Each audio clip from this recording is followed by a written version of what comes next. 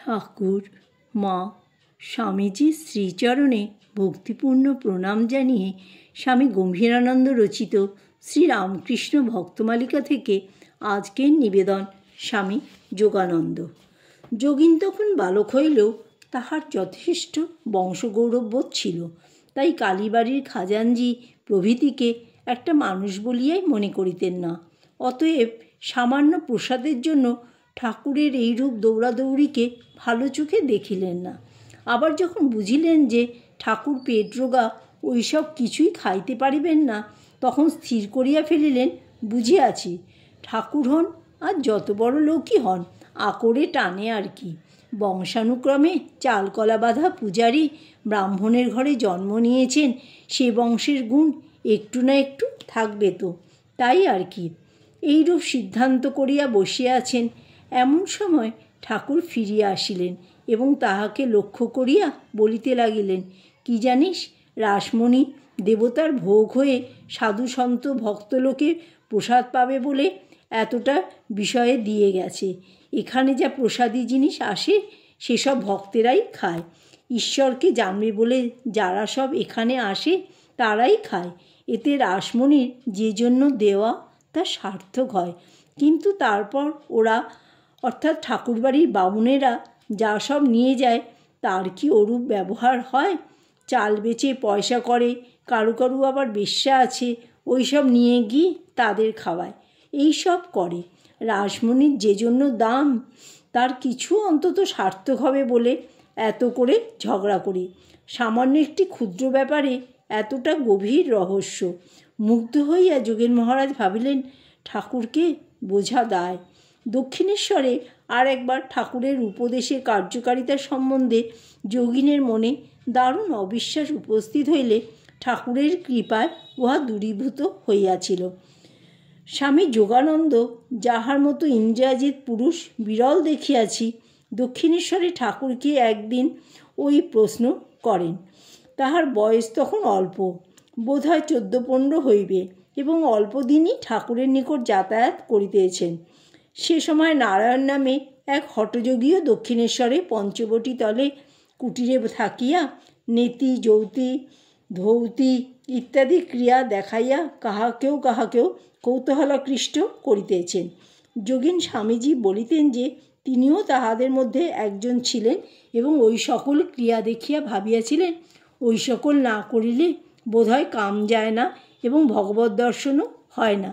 তাই প্রশ্ন করিয়া বড় আশায় ভাবিয়াছিলেন ঠাকুর কোনো একটা আসন টাসন বলিয়া দিবেন, বা হর্তুকি কি অন্য কিছু খাইতে বলিবেন, বা প্রাণায়ামের কোনো ক্রিয়া শিখাইয়া দেবেন। যোগেন স্বামীজি বলিতেন, ঠাকুর আমার প্রশ্নের উত্তরে বলিলেন, খুব হরিনাম করবি, তাহলেই যাবে। কথাটা আমার মনে একটু মনের মতো হলো না। মনে মনে ভাবলুম, উনি কোনো ক্রিয়া টিয়া জানেন না কি না, তাই একটা যাতা বলে দিলেন। হরিনাম করলে আবার কাম যায়, তাহলে এত লোক তো করছে, যাচ্ছে না কেন? তারপর একদিন কালীবাড়ির বাগানে এসে ঠাকুরের কাছে আগে না গিয়ে পঞ্চবটিতে হঠযোগীর কাছে দাঁড়িয়ে তার কথা মুগ্ধ হয়ে শুনছি। এমন সময় দেখি ঠাকুর স্বয়ং সেখানে উপস্থিত। আমাকে দেখেই ডেকে হাত ধরে নিজের ঘরের দিকে যেতে যেতে বলতে লাগলেন, তুই ওখানে গিয়েছিলি কেন? ওখানে যাসনি। ওসব হঠযোগের ক্রিয়া শিখলে ও করলে শরীরের ওপরেই মন পড়ে থাকবে, ভগবানের দিকে যাবে না। আমি কিন্তু ঠাকুরের কথা শুনে ভাবলুম, পাছে আমি ঠাকুরের কাছে আর না আসি, তাই এইসব বলছেন। আমার বরাবরই আপনাকে বড় বুদ্ধিমান বলে ধারণা, কাজেই বুদ্ধির দৌড়ে ওইরূম ভাবলুম আর কি। তারপর ভাবলাম, উনি যা বলছেন তা করেই দেখি না কেন, কি হয়। এই বলে এক মনে খুব হরিনাম করতে লাগলুম। আর বাস্তবিক কি অল্প দিনেই ঠাকুর যেমন বলেছিলেন প্রত্যক্ষ ফল পেতে লাগলুম। যোগিনের সন্দেহ ঠাকুরের উপদেশ বা লোকব্যবহারে মাত্র সীমাবদ্ধ না থাকিয়া একদা চরিত্রের ক্ষেত্রেও ছায়াপাত করিয়াছিল। তিনি সেদিন ঠাকুরের অনুমতিক্রমে কালীবাড়িতে রাত্রিযাপন করিতেছিলেন। নানাবিধ ঈশ্বরীয় আলাপ আলোচনা দিতে রাত্রি প্রায় 10টা বাজিয়া গেলে আহার সমাপনান্তে উভয়ে একই ঘরে শয়ন করিলেন। অকস্মাৎ মধ্যরাত্রে যোগিনের ঘুম ভাঙিয়া গেলে উঠিয়া দেখেন ঠাকুর ঘরে নাই, দরজা খোলা। ঠাকুর হয়তো বাহিরে পায়চারি করিতেছেন, এই ভাবিয়া যোগিন তাহার সন্ধানে বাহিরে গেলেন। একই গভীর রাত্রি, তাহাতে নির্জন, সুস্নিগ্ধ চন্দ্রালোকে চারিদিক উদ্ভাসিত। যোগিন তথাপি ঠাকুরকে কোথাও দেখিতে পাইলেন না। তাহার মনে সন্দেহ উপস্থিত হইল, তবে কি তিনি পত্নীর নিকট শয়ন করিতে গিয়াছেন?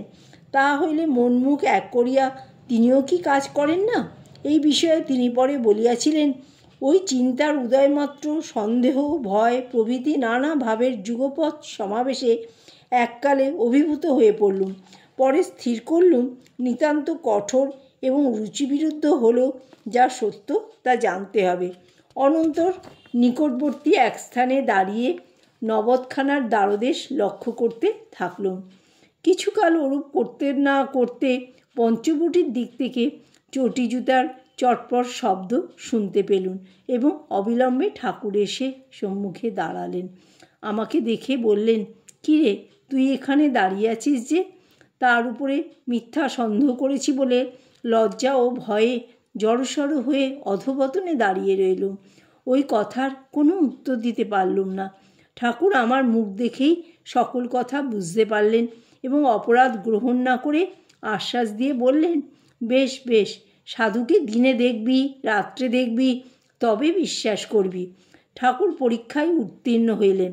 আবার যোগিনের মন হইতেও সেদিন ওই সময় আর এক অলৌকিক চিত্রদর্শনের ফলে চিরকালের মতো এই সন্দেহের জবনিকা অপসারিত হইয়া তাহার স্থানে প্রকটিত হইল অটুট শ্রদ্ধা ও ততোধিক ভালোবাসা। ঠাকুর যখন পঞ্চবটির দিক হইতে আসিতেছিলেন, তখন যোগিনের দৃষ্টি নহবতের উপর দিকে সহসা আকৃষ্ট হইলে তিনি দেখিলেন চন্দ্রালোকে মা সমাধিস্থা। আর তাহার এই অনুভূতি হইল যে মা সাধারণ মানবী নহেন। সম্ভবত সেই দিন হইতেই যোগিন প্রকৃত মাতৃভক্ত হইয়াছিলেন এবং ভক্তির প্রেরণায় ঠাকুরের দেহত্যাগের পরে স্বীয় জীবন প্রধানত মাতৃসেবাই নিয়োগ করিয়াছিলেন। জয় ঠাকুর, জয় মা, জয় স্বামীজি।